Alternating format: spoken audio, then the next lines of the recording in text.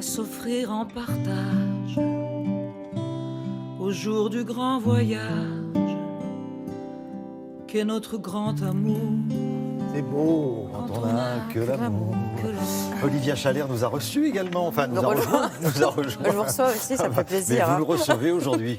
Mais oui. Frédéric, oui. Bonjour. Bonjour Thierry. Donc le 8 mars, c'est la journée internationale des droits de la femme. Les droits des femmes, oui. Ça a beaucoup changé cet intitulé. Hein. C'est vrai, au fil du temps, depuis plus de 50 ans. Tous les jours, mais enfin bon là, on va célébrer le 8 mars. Oui. Alors pourquoi cette date? Oui, c'est une très bonne question, si je puis dire, Thierry, parce que c'est le but même de cette chronique. Il faut savoir quand même que beaucoup de femmes se battent depuis très longtemps pour obtenir des droits, et c'est compréhensible. Quand je dis depuis très longtemps, on se souvient peut-être d'Olympe de Gouges qui, en 1790, dépose déjà une déclaration des droits de la femme et de la citoyenne pour faire pendant la déclaration des droits de l'homme et du citoyen, 1789.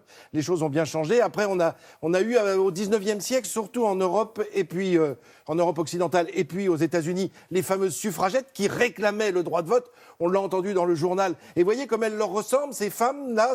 On se croirait au 19e siècle, 1860, 70. Eh bien non, ce cliché vous montre des femmes qui défendent leurs droits. Nous sommes en 1908. Et c'est la première journée nationale aux États-Unis des droits des femmes. Première journée nationale. C'est à l'intérieur même du pays, si j'ose dire. Donc 1908, 1909. Et puis on va avoir 1911 des drames qui vont s'accumuler. Et notamment ce drame, cette image que l'on vient de voir là, qui montre en 1911 un terrible incendie qui a eu lieu aux États-Unis encore dans une entreprise de confection où il y a eu un terrible incendie. Alors c'était en étage, il y a eu énormément de morts à ce moment-là. Nous sommes au mois de mars 1911. Et ça aussi, ça va marquer les esprits parce qu'il va y avoir des efforts de fait quant au salaire des femmes par rapport au salaire des hommes. On en est encore loin, évidemment, en 1911, puisqu'on en est encore loin encore aujourd'hui. C'est dire.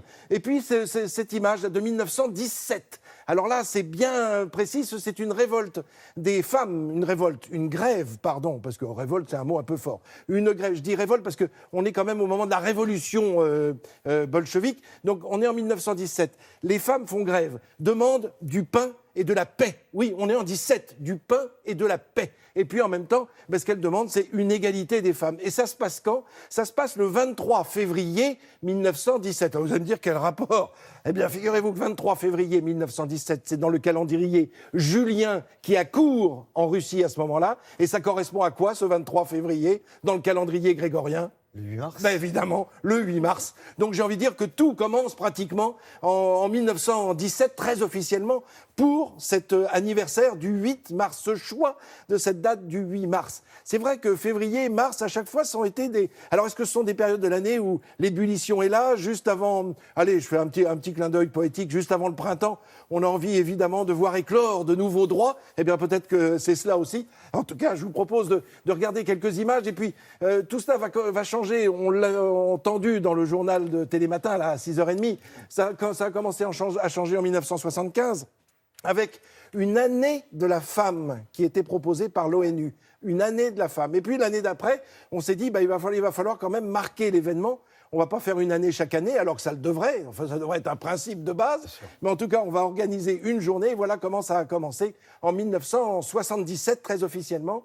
Et puis en 1982, alors en France, pour parler de notre beau pays, eh bien ça devient là très officiel sous le gouvernement de François, enfin sous la présidence de François Mitterrand, avec Yvette Roudy qui est ministre en charge déléguée aux droits des femmes et qui rend officielle cette journée du 8 mars pour la France. C'était en 1982, nous sommes en 2019, la journée est toujours là et tous les droits ne sont pas encore acquis. Il y a du boulot.